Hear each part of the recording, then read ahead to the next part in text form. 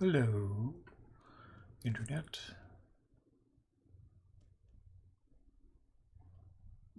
Are you working? Just checking the studio, YouTube studio page. Let's try I'll go to my profile too. No. Open.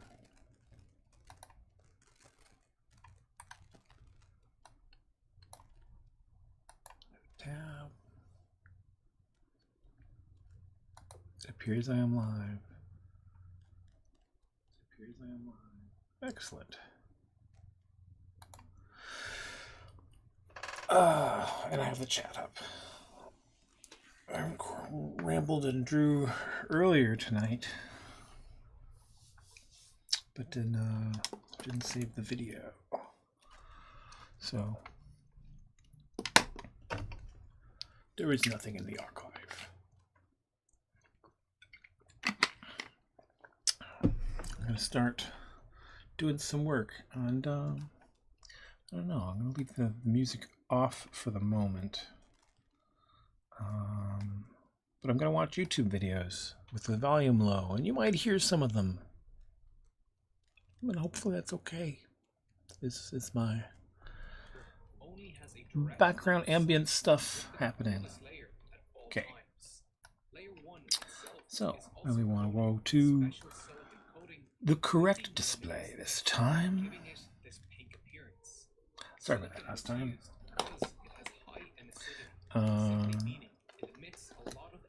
And then I'm working on, what's his name?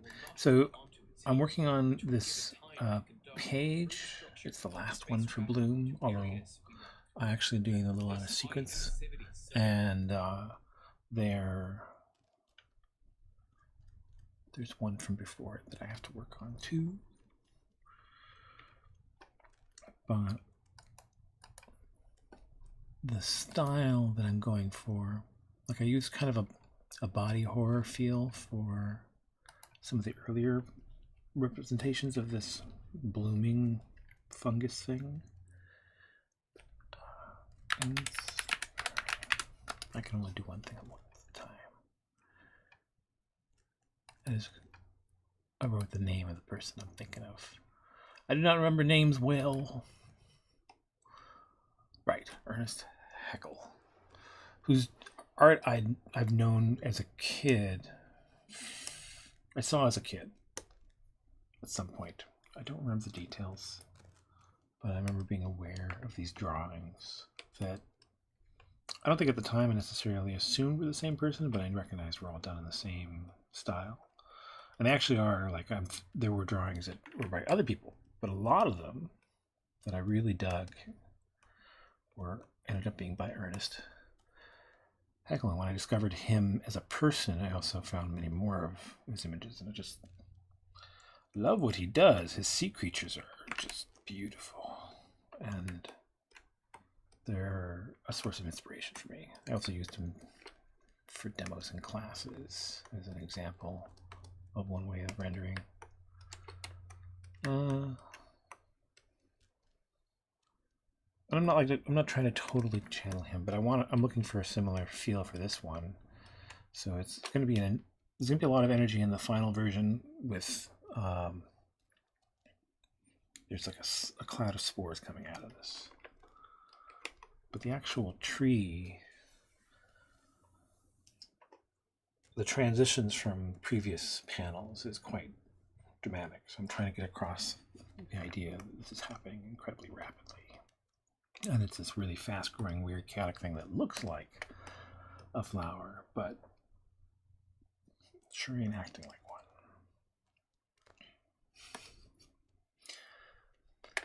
So what I was doing to get there, I'm doing a lot of drawing, but I'm being efficient about the blooms, and then I want them to be very specific in a sense, because I want the differences between them to be noticeable. Do you know what I mean?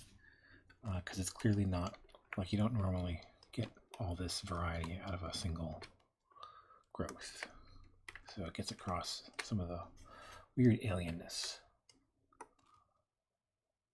So what I'm doing right now, I draw some new clusters or make combinations to make new clusters, but I'm populating the branches using these collection of different balloons that I've come up with. And the first time I'll draw them, I'll copy a version of them at the top of the page here on a separate layer. You can see the layer, the top layer there, model balloons. Excuse me, need some water. So that's what I'm going to do. Let me change. The chat's back up. Put my YouTube on. Now that I've explained myself at the beginning of the video.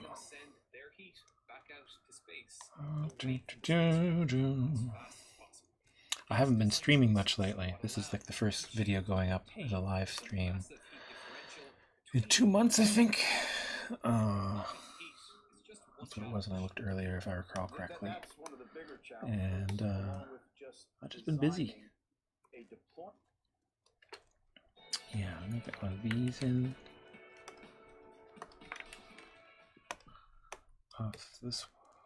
Offset this one.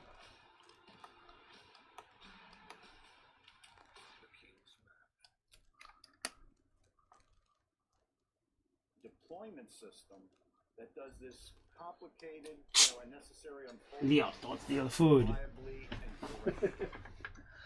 Catching my cat, stealing my other cat's food. The sun shield has to be folded and stowed before launch, leading to some incredibly complicated mechanics to ensure that it unfolds correctly when game time arrives. Deploying things in space and I'll keep that in a separate layer for a bit. I can add in, connect up the stem now. Membranes and cables are almost inherently non-determinate. This is all going to be black. This blue helps me see what I'm doing better. The string will move, but if I ask you to determine the shape that it will assume, you will have a very, very hard time doing that. So to control these almost non-deterministic things takes a great deal of effort, a great deal of trial and error. And even after we're done getting it, getting the design right, the one thing about just skinny that up a little bit. It's almost like a parachute. Let's thicken that up, I should say. The parachute just a tad. But it's also right only as good as the very, very last time you fold it. And you'll never find out whether you folded it correctly or not when you use it. The unfolding process will begin a few days going to cross after, that. not too far from Earth, Not too much. starting relatively simple mechanisms, the solar panels and communications antenna deploying. The truly nerve-wracking process begins on day 7, as the spacecraft is coasting towards L2. There are So what's up? What's new? single points of failure in this unfolding sequence. Things have been intense on the show I'm working on. We're in full production now. So I'm still doing props. I'm basically the prop supervisor now, but also pretty much almost the only prop artist. So we've got a guy helping out who also cleans up and rigs. So you can take a few of them, and the bonus of going through him is they get up and of use to the animators faster.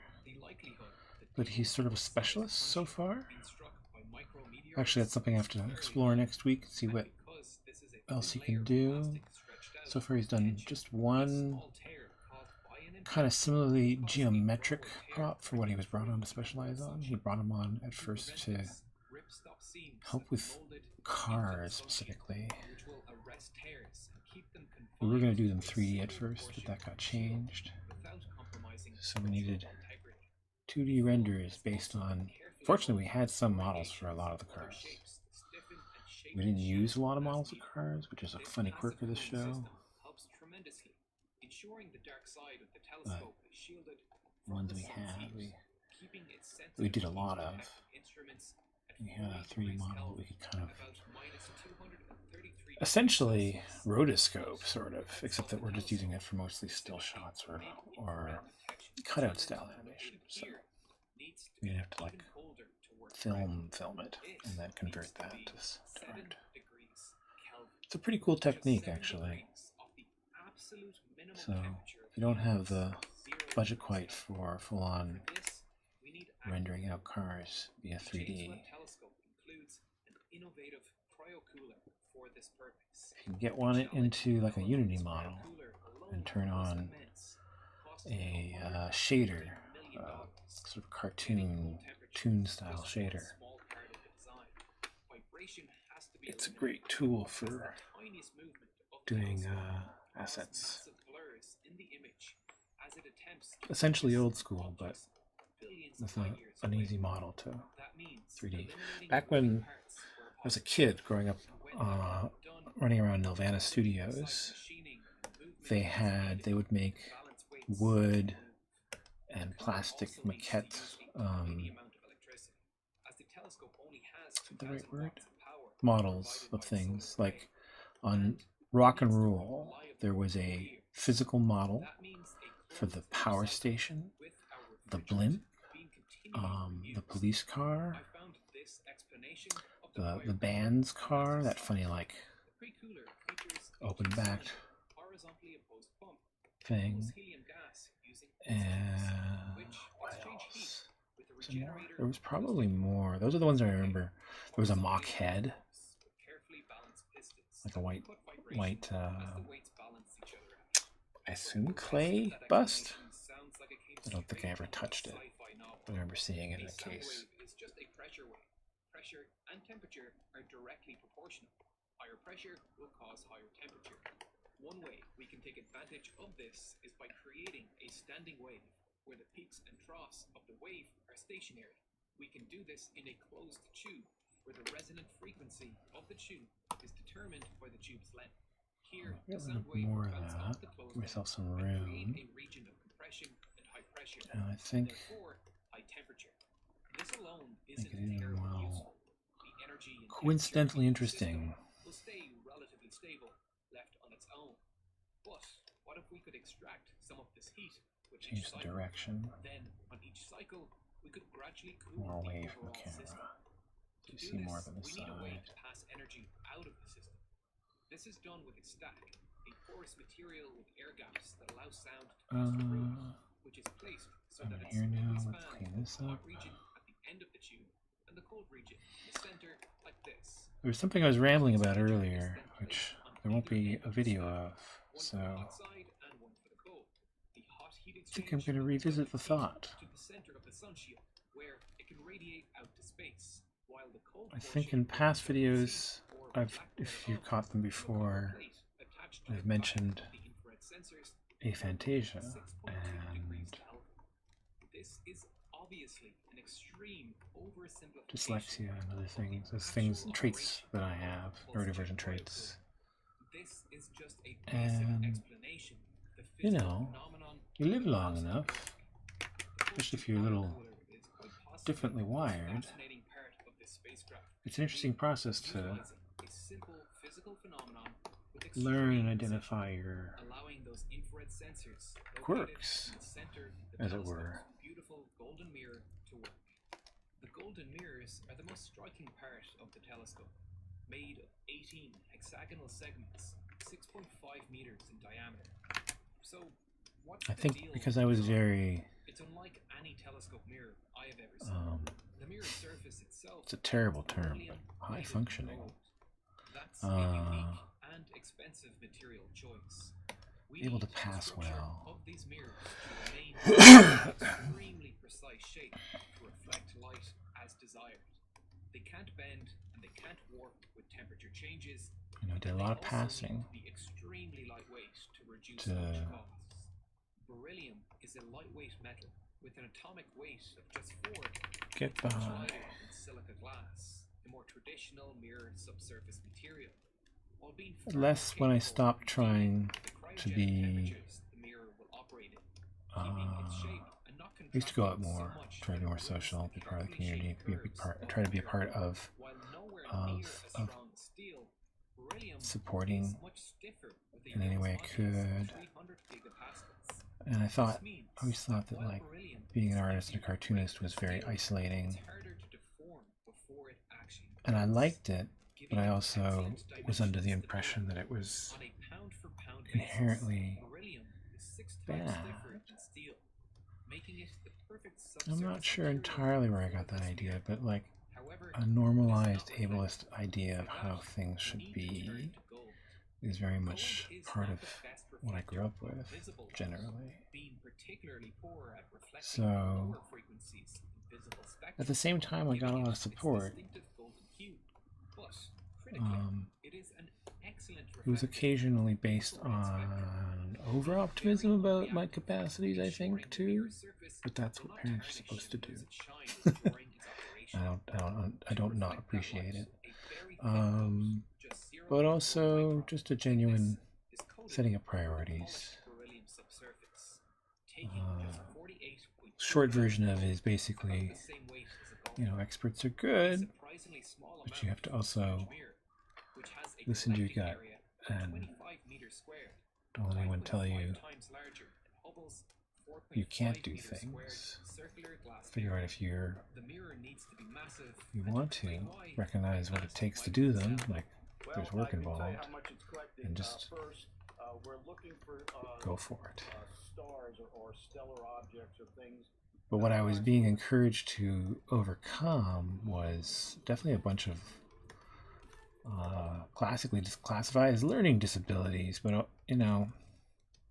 the disability is created by the lack of accommodation, which is like what's notable is that I did okay in a more accommodating freeform class structure in my early years, and later on it was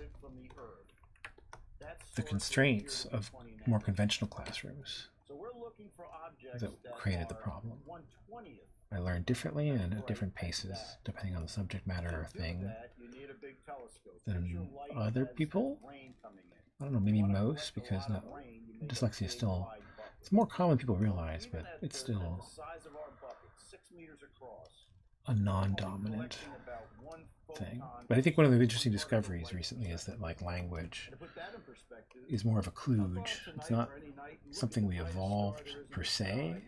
Like the capacity for language, the ability to organize information and speak in codes and that we understand, we call languages, those codes. You need a light bucket that's at least 6 meters in diameter. That there's a basic thing there, but we developed it into this very complex thing that we call languages, or English specifically for the one I'm speaking. English being a particularly good example of the way in which language is kind of a kludge and ad hoc. It's evolved and grown very colonially. I was going to say organically, but it's actually probably more accurately say colonial in some ways. Although sometimes it was a product of being the subjugated too, with the introduction of French and some other aspects. In case you didn't know, something like 30% of the English language is French words. It was like that. I heard reading somewhere. Instead of the crisp, awe-inspiring images we are all familiar with today, the early images came back blurred. The mirror had been ground down to flat by a mere 2,000 nanometers, 1/50th the thickness of a human hair. But what's VOAFYI? Someone else posted that. On the telescope sensors. Is my mic off? I'm pretty sure you can hear it. You could hear the TV, so you can hear the mic. That allowed older equipment to be removed and replaced. In order to correct the issue, corrective optics were installed into one of What is that? VARC 1X? These are like bots and shit, right? James Webb will not be serviceable. It's simply too far away from Earth, beyond the range of any space vehicles capable of carrying humans to Let's surface. see how many people are If there currently was a watching. problem with the mirrors, that would be game over. But the engineers were not taking chances this time, and have engineered a system capable of adjusting its focus by itself. Each of the 18 separate mirrors can contort its shape and adjust its position relative to the Okay, secondary ready mirror. to stop and think. The main mirror What's going to happen next? And those branches behind those. rear side. I think it's another cluster. Are assembled.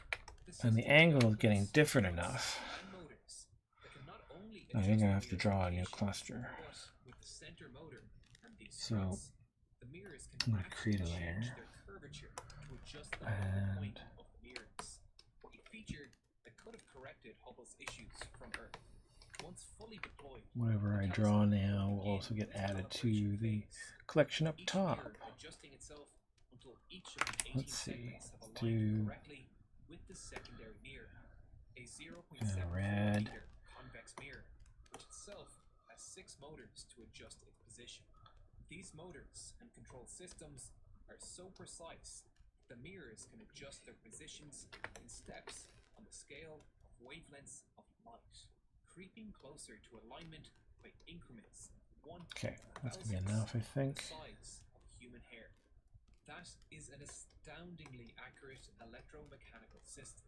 The engineers of the James Webb Telescope performed this calibration test here on Earth with an absolutely massive vacuum chamber that can be cooled down to the same temperature the telescope will operate at, ensuring proper focus can be achieved. I need to check something. It would be exactly the same. Right, so I had leaves in those. That's good. So I'm not doing leaves in They these. focus the light onto the Cassegrain focus, which is located inside the aft optics I subsystem. think these are going to be different This black protrusion flowers. in the middle of Let's not do the primary mirror, rose. Let's do some which more. blocks stray light from entering the aperture. In the darkness within, What is that there are shape? two I forget the mirrors, name. one of them Doesn't a matter. fine steering mirror. And this thing is the world's most expensive image stabilization tool. It is controlled by a fine guiding system. The fine guiding system is locked onto a guide star, and its job is to keep that star in the center of its field of view. Every 64 milliseconds, the fine guiding system sends signals to the attitude control system to make adjustments to ensure the telescope stays on target. This attitude control is done with a combination of 6 reaction wheels located inside the spacecraft bus below the heat shield, and with the fine steering mirror. This mirror will constantly be adjusting itself. Actually, that's right. I want to draw the whole flower for later use.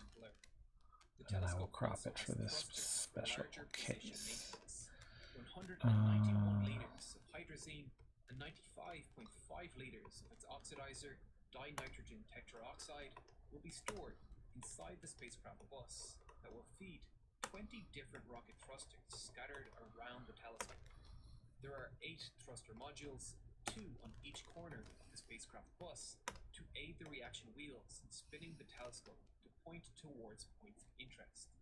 These 16 engines will be fed with hydrazine only, a monopropellant reaction where the hydrazine is passed over a catalyst, causing a highly exothermic reaction, breaking the hydrazine down into nitrogen, hydrogen, and ammonia. The other 4 motors have the orbital positional control and require more power. They will be fed by both hydrazine and dinitrogen tetroxide. This fuel and oxidizer mixture react hypergolically to form nitrogen and water. Hypergolic meaning they do not need an igniter. They simply ignite on contact with each other. Hydrazine is an excellent choice for a long-lasting mission like this. The hypergolic reaction means the motors can repeatedly and reliably fire without a point of failure causing issues, like an igniter breaking. Hydrazine is also stable for long periods at room temperature, allowing it to be stored over the expected 10-year life cycle of the James Webb Telescope. Unfortunately, that life cycle is limited to 10 years precisely because of the fuel. Between pointing and orbital maintenance, It's too bad they didn't put ion engines on that thing. and NASA currently has no way of refueling the telescope. The rumors are, behind the scenes, NASA is looking to develop the technologies required to refuel the James Webb Telescope before its demise 10 years from now. Just strap some ion engines on that fucker. Far from Earth is an exciting concept. The James Webb Telescope end up teaching us many more fascinating things beyond the early stages of the Turn off. universe. It's my hope as an engineer, and after being 25 years on this job, that eventually our telescopes, the really, really, really big ones of the future, will be built in space. Testing James Webb, a telescope that's designed to work in space, has been a very difficult thing to do on the ground. And I'm hoping that someday we'll be building these things in space, testing them in space, tweaking them in space, and then deploying them in space that way. We are on the frontier of a new space age, and the James Webb Telescope is a milestone on our journey towards being a more capable spacefaring society. This is just one of many milestones in a brief time as a species capable of escaping our planet's gravity, from building our incredible global positioning network and sending satellites to the far reaches of our solar system, to visiting the moon and building reusable rockets. It's never been more exciting to be an aerospace enthusiast, especially when you can get access to the Curiosity Stream and Nebula Bundle deal for just $11.59 a year. This holiday deal gets you access to incredible space documentaries on Curiosity Stream for less than $1 a month. And with that yearly subscription, you will get full access to our Battle of Britain series launching in the new year, and our 9-part Logistics of D-Day series that is ready for you to watch right now. This discount will end on the 24th of December, so you have less than a week to avail of this deal. A great stocking filler gift for the documentary fan in your life, while supporting this channel in the most effective way possible. Nebula gives us a place to experiment in safety without any worry of alienating our current audience on YouTube or being demonetized for covering sensitive topics like war. Your support there has helped this channel evolve and grow, and we are able to give you exclusive content like this as our thanks. Many of you will be happy to hear that we finally released a Roku app for Nebula, giving you more options on how to enjoy our ad-free videos. The best way to support this channel is by signing up to Nebula through the Nebula and Curiosity Bundle deal for just $11.59 a year, with access to both Nebula and all the amazing award-winning documentaries on Curiosity Stream, like this amazing series called Trajectory that tracks the scientific milestones of space science over time.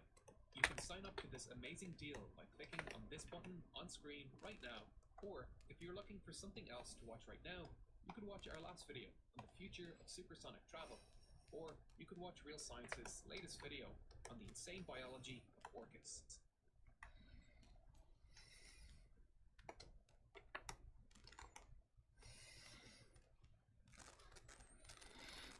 Trying hard to get a better signal? Enjoy clear cell phone talking with signalboosters.com.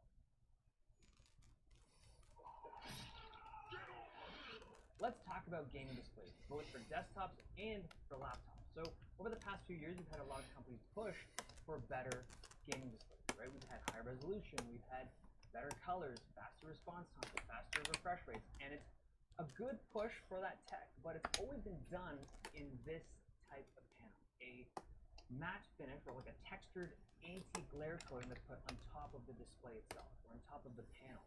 And these are nice looking screens, but I saw something better. So these are both the Eve Spectrum. This is a retail unit that I bought earlier this year. It's a good screen, 4K, 144 Hertz. Really nice to look at, nice to play games on. But this, also made by Eve, well, this is like an engineering sample of something they wanted to make. This is the same display panel, but it's an untextured, glossy finish on the top. Now, the moment I pulled this thing out of the box, I was like, this is so much nicer to look at, so much better, like a way better visual experience than the regular retail unit. The moment you put an anti-glare or matte finish on a product, you're basically putting like a diffusion layer on top of the screen. So you're having, like you're reducing the brightness, you're reducing the contrast, your colors are more muted, your sharpness is lost. Like everything becomes a little bit more fuzzy or like mistier because it's got this fuzzy layer on the top. This is just, it's better. Visually, it's empirically a better experience. But you now have to take into consideration reflection. So it should be pretty obvious in that camera, but in case it's not, I brought out this big boy. This used to be my old videos, I miss them. And on the regular matte finish screen, it's this diffused glow from the light stick. But on here, it's like, not quite a mirror, but it's much more reflective. Now, I think that difference is the main reason why companies have pushed for an anti-reflection coating, right? The thing that I noticed the most, like outside of games and videos, was text. Text is so much sharper without that matte diffusion layer, and it's especially noticeable on a 4K panel like this, right? It's just, there's a ton of pixels, there's a lot of detail you can have, but the moment you put on that anti-glitter coating, there's a bit of blooming, there's a bit of just like diffusion of that image going through that diffusion layer. But reflection, right? Now, if you think about kind of everyday tech, like phones, tablets, some laptops, like MacBooks, like every MacBook, every current MacBook has glossy screen. They're all using glossy screens because that gives you the best visual experience. And it's so weird to me that when it comes to gaming screens, there's no option. Like, how has that not been a consideration over the past few years? Everyone's been making matte gaming screens, and I wouldn't even be surprised if you got better performance, like player performance, with the glossy panel. Like, it's just poor contrast, that separation between light and dark. How could that not help you play better in games if you're playing competitively? Now, I gotta talk about reflections, because reflections, that's the consideration, right? Even though it looks better and it is a nicer visual experience, our reflection's a big deal. So I've been testing this screen in the studio in various locations, as well as bring it home because I just wanted to see what this thing plays like, right? My overarching thought is that the whole thing about reflections is a non-issue. And if you're wearing a pure white outfit and you're playing in a room with like all these windows and you have no way of controlling the light, then sure. If that's your life, then you're gonna be better with this screen, like a regular matte finish. But if you are a gamer and you're playing games in the comfort of your own space, you tend to have control over light, right? You tend to have control over how you tilt your screen, or like if you have blinds or whatever, and it's just so much better. So if you had the option, I think most people would prefer the glossy panel. Now, the elephant in the room is the topic of ease as a company. Now, they sent me this engineering center, but just because they sent it to me doesn't make them immune to my criticism. So I bought this with my own money. This was like $800 US. The purchase experience was less than ideal, and they unfortunately have developed this less than ideal reputation where they promise delivery dates and they promise things, and they tend to they're short in terms of like delivery time and making products available when they say they're going to be available. Also, they've had issues with refunding pre-orders. This product does not exist yet. It's not a retail product that you can go and buy. He wants to make it, and I think they're looking for consumer feedback as to whether or not they should go forward with it. I think they should, and I'll put a link in the description as to like how they're going to organize the manufacturing of this thing, but would I pre-order it? Probably not. Like, maybe if I was really hungry for this tech, like I've always wanted a glossy panel in my gaming setup, sure, go for it. We'll be the first guys to get it, but I think most people, I'd wait. I'd wait because their track record has not been good. I would go to their website though, I'd vote, let them know that I want them to make it, but I would wait and not pre-order when it does come available right away. Now, I do think that if you're looking at this and you're like, you want it, I think other companies will adopt it. There's no way that Aorus or LG or Asus is looking at this and like, nah, we don't want that tech. Like, it's really good. I think it'll come into the market and kind of into the fold of gaming products in the near future. I don't know, probably a year and a half, we'll see a good number of them. That's just a guess. But laptop, dude, this would be awesome. This kind of panel, glossy on a gaming laptop, that's the good stuff. Okay, there you have it. The glossy, non-textured display from G Spectrum. Hope you guys enjoyed this video. Thumbs if you liked it, subs if you loved it. See you guys next time.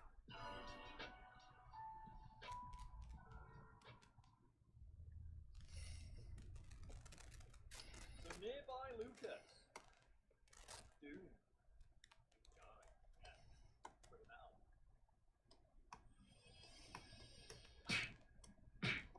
So nearby Lucas, as you often do, that to let the lovely boys of the house know that it's not today. Wednesday. Yeah, sure.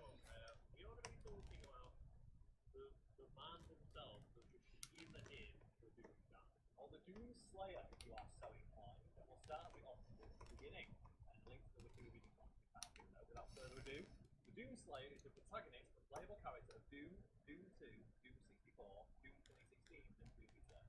He's also guest starred in the Quake games, Quake. That's all you get to know. He's the 18. You just say that, Doom Guy 18. We have a quote from the man himself here. Simply, rip and tear. I'm very confused. Is he not in Doom 3?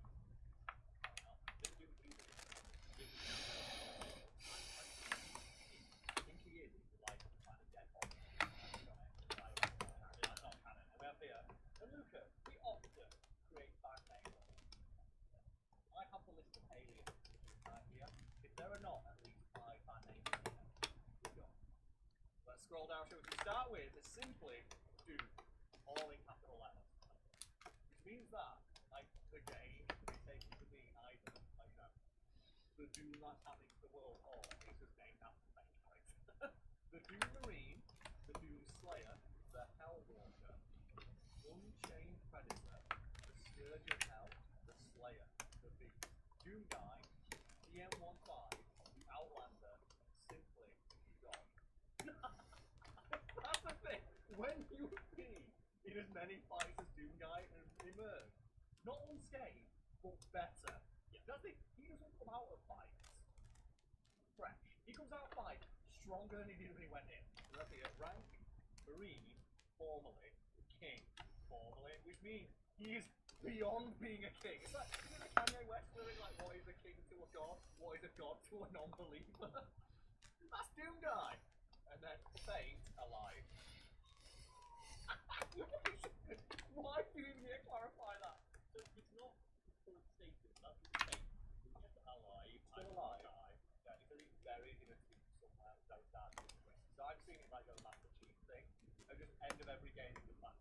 Wait me up when you need me. Like, wake me up when Bethesda needs some mortals left.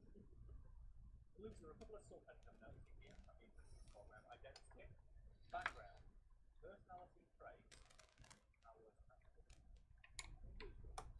Let's go with personality traits. Yeah, surely. Doom Guy. I think he does have a personality. You think like he is the most stock first-person shooter character in that game. Because like he is literally walking through. He is that mean. He is a gun with left. But Doom has so much characterization, all of which is called entirely non-verbal. Which is fantastic. Even in Doom Eternal, where he actually has speaking lines, his only speaking lines are writ and fair. They're the only lines he says, and that's a reference to a meme, like a book.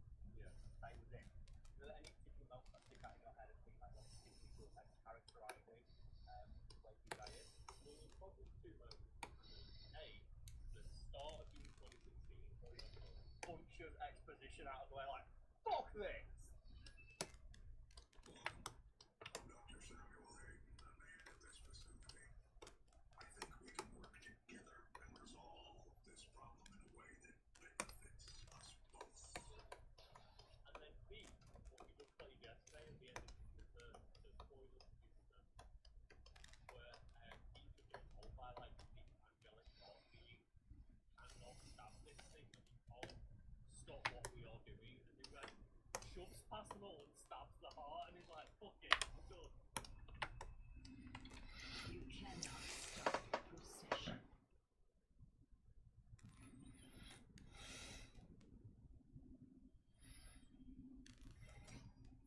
We will not be able to control it! No! Let's see what the Disney episode shall we? Unlike one of his early appearances, Disney showed the ultimate express his mortal actions and work. During the Crusade, he tried to tackle Necro, tried to use, and asked Marine help while after trying to justify the way he acted and help the express, despite the tension Marine responded by angry dismantling communication equipment. Because every time Sam Hayden's like, look, I know we accidentally caused the end of the human race, but it was a good idea at the time. People were like, ah, just Tommy Wiseau's way through his brain. That's the best bit about Doom 2016. He literally pushes the expedition out of the way. You don't want to listen. I don't want to listen to what your backstory is. The demons that he's killing. Exactly. And that's one thing that, you know, Doom Guy is letting people know. Doom Guy could be ripping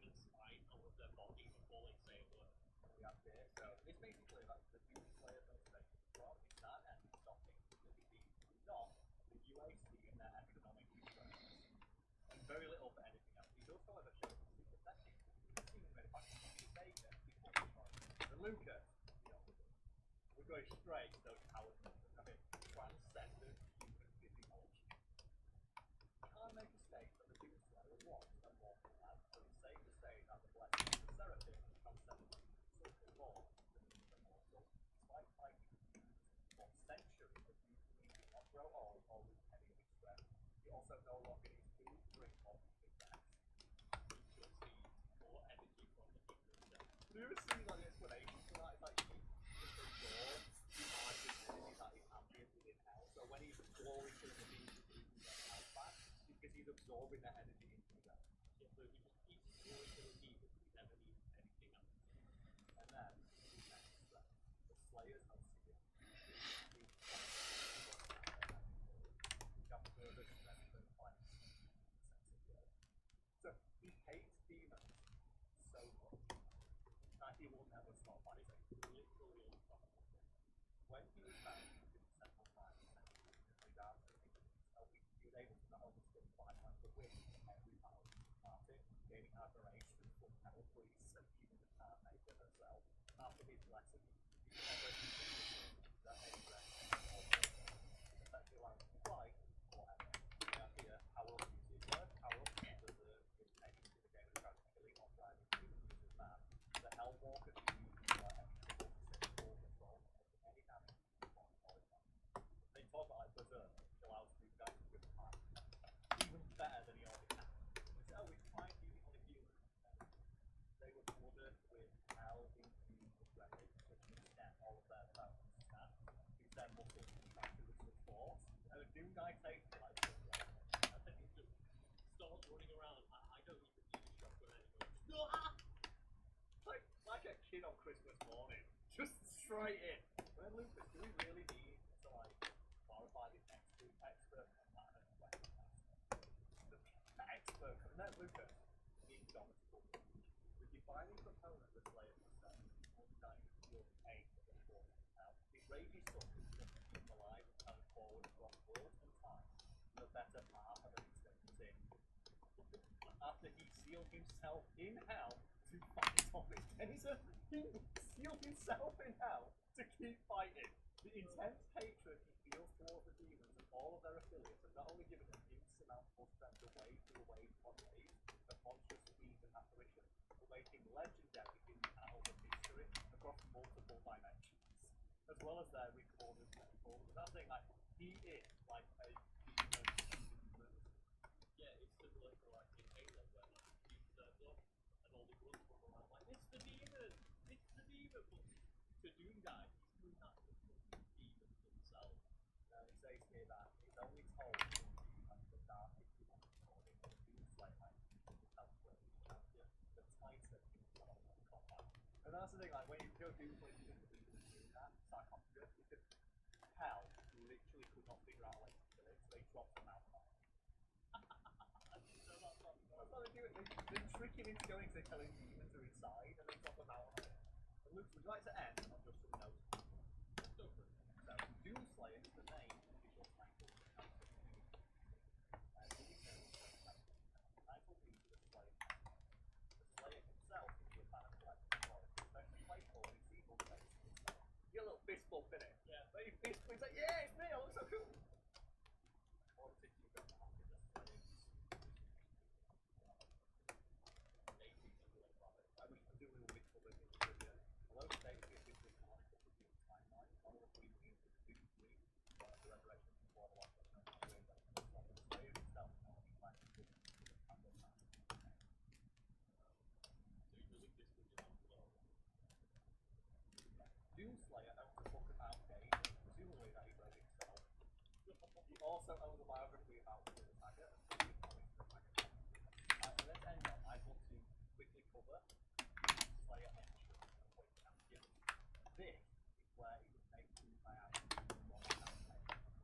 And Lucas, from the look on your face, you've not played this game, I know that this guy. I have heard the name point champion, but I think what they want to clarify is that all so the UAC's most remarkable discovery is Hell's Cafe Sector, around by nearly half of the time he discovered. Entrance and walls covered in protective presumably on many artifacts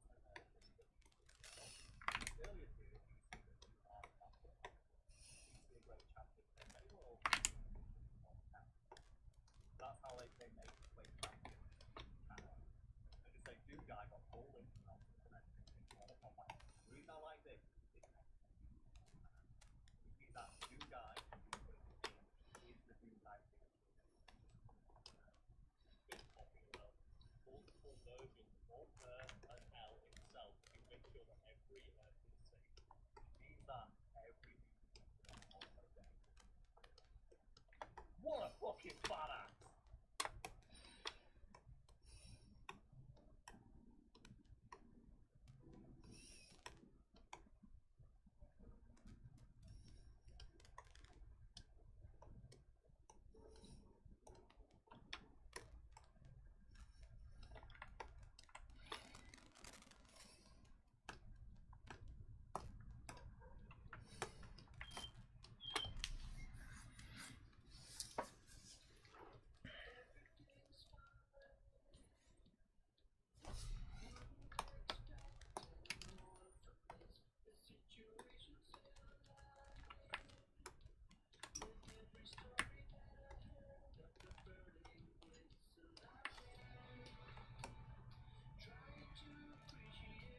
Okay, We have a fun video in store for you guys today, but before we I'm gonna pause that for a second.